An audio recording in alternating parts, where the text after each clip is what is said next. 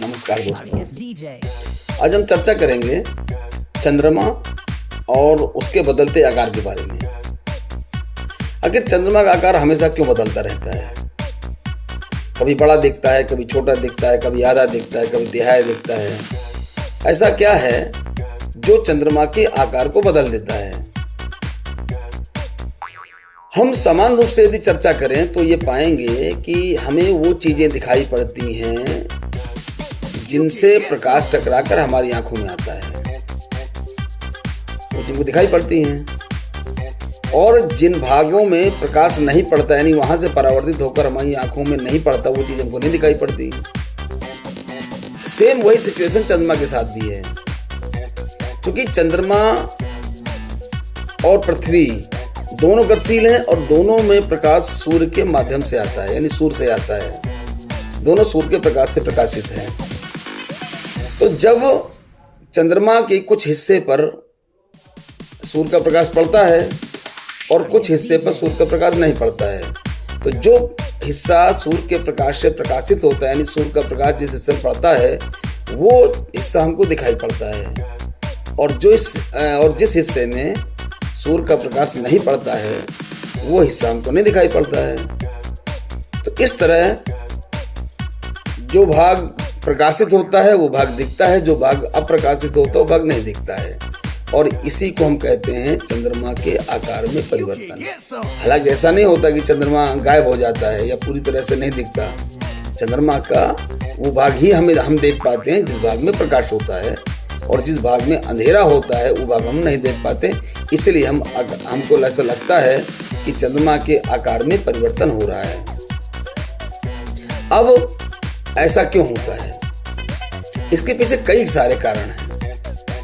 पहला कारण तो ये है कि चंद्रमा पृथ्वी का चक्कर लगाता है, और चक्कर लगाने से उसकी स्थिति बदलती रहती है, और उसके कुछ हिस्सों में, क्योंकि जब स्थिति बदलती है तो उसके कुछ हिस्सों में प्रकाश भी बदलता है, यानी सूर्य का प्रकाश जो पड़ता है वो भी बदलता रहता है। तो जब सूर्य के प्रकाश की मात्रा बदलती है और उसका स्थान बदलता है, तो इसलिए उसके द्वारा प्रकाशित होने वाले स्थान में भी अंतर आता है, और हमको चंद्रमा का वो भाग नहीं दिखाई पड़ता जहां सूर्य का प्रकाश नहीं पड़ता है। दूसरी चीज ये है कि चंद्रमा का परिक्रमण काल और परिभ्रमण काल दोनों एक जैसा है, यानी एक सा है। दोनों का समय एक जैसा है। चंद्रमा का परिक्रमण काल 29 दिन 12 घंटा है, और चंद्रमा का परिभ्रमण काल भी 29 दिन 12 घंटा है, यानी लगभग इसी के आसपास है। अब बात करें परिक्रमण काल क्या होता है, तो किसी भी पिंड के चारों तरफ घूमने को हम कहते हैं परिक्रमा लगाना। यानी जब चंद्रमा सूर्य पृथ्वी के चारों तरफ घूमता है, जितने समय में अपना एक चक्कर लगा लेता है, उसे कहते हैं चंद्रमा का परिक्रमण काल, और ये होता है 29 दिन 12 घंटा। और इसी समय में वो अपने चारों तरफ भी घूम लेता है। कैसे? वो ऐसे होता है कि चंद्रमा हमेशा एक ही ओर पृथ्वी के रहता है, यानी चंद्रमा का एक भाग है वो हमेशा पृथ्वी को रहता है, और दूसरा भाग हमेशा सूर्य की ओर रहता है। क्योंकि चंद्रमा जब चारों तरफ घूम लेता है तो उसी में वो अपना परिभ्रमण भी कर लेता है, यानी अपने अक्ष के चारों तरफ भी घूम लेता है। वो भी लगभग 29 दिन कुछ घंटे हैं, यानी परिक्रमण और परिभ्रमण दोनों बराबर हो गया। अब हम जानते हैं कि तीनों आकाशीय पिंड हैं, तो जब कभी ये बिल्कुल सामने होते हैं, यानी कभी क्या होता है कि चंद्रमा और सूर्य के बीच में पृथ्वी होती है, या कभी सूर्य और पृथ्वी के बीच में होता है। ये स्थिति कहलाती है सिजगी की, यानी तीनों एक ही रेखा में होते हैं। तो इस दिन जिस समय पृथ्वी और सूर्य के बीच में चंद्रमा होता है, तो चंद्रमा का वो हिस्सा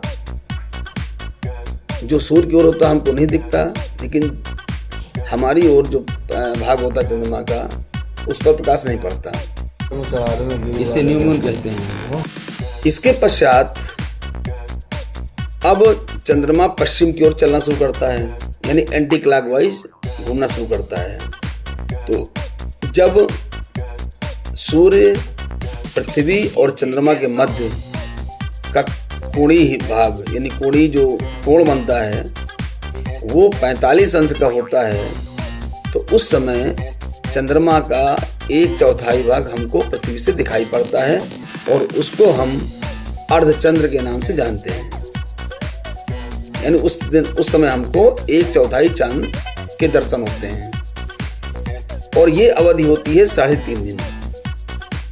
7वें दिन सूर्य पृथ्वी और चंद्रमा के बीच में 90 अंश का कोण बनता है, तब हमको लगभग आधा चंद्रमा दिखाई पड़ता है और इसको हम प्रथम चतुर्थांश के नाम से जानते हैं। यानी प्रथम चतुर्थांश होता है ये और लगभग आधा चंद्रमा हमको दिखता है। ये 7 दिन की अवधि में होता है, यानी यहाँ से प्रकाश शुरू हो रहा है। अब इसके बाद लगभग 3.5 दिन बाद यानी 10.5 दिन या 11 दिन का समय होता है। उस समय 135 डिग्री का कोण पृथ्वी, चंद्रमा और सूर्य बीच बनता है। उसमें हमको लगभग 75% चंद्रमा का दर्शन होता है, यानी उसके चंद्रमा के उस पृष्ठ पर 75% सूर्य का प्रकाश पड़ता है और लगभग 25% भाग पर सूर्य का प्रकाश नहीं पड़ता। इसको हम अर्धार्ध कहते हैं। अर्धार्ध यानी आधा भाग ढका रहता है, शेष पूरा प्रकाशित रहता है।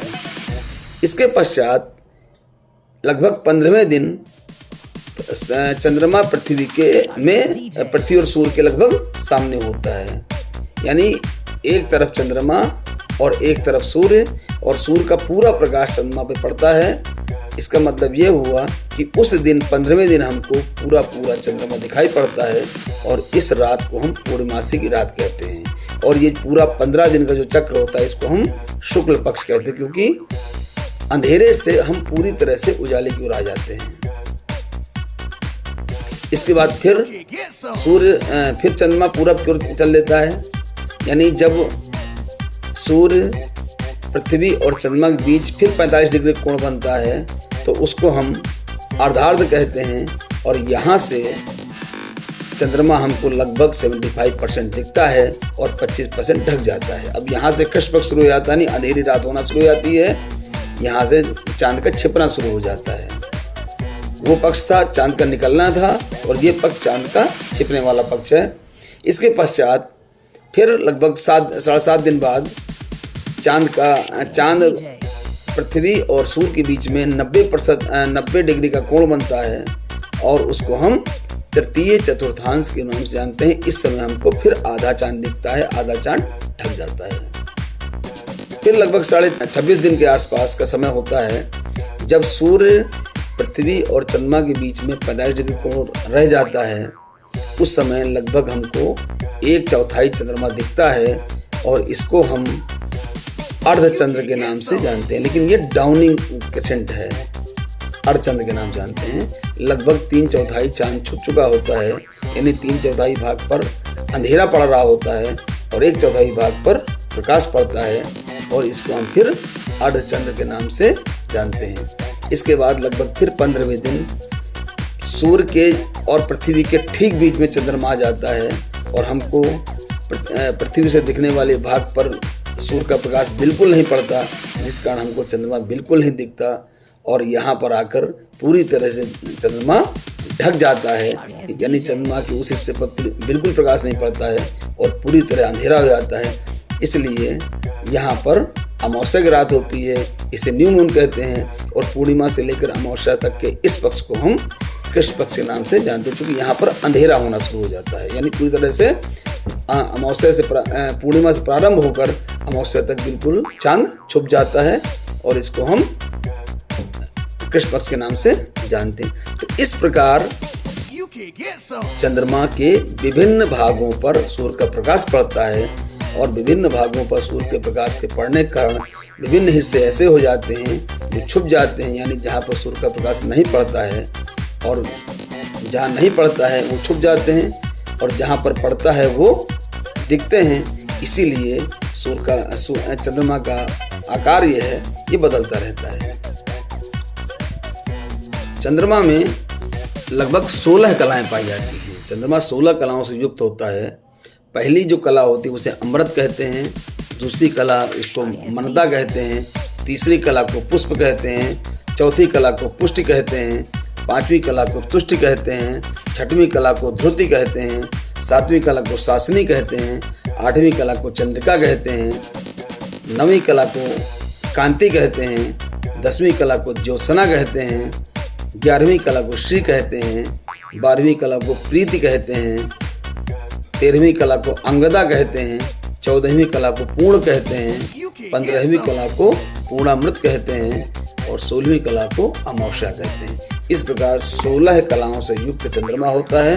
इसी कारण इसके 16 अलग अलग रूप हमको दिखाई पड़ते हैं।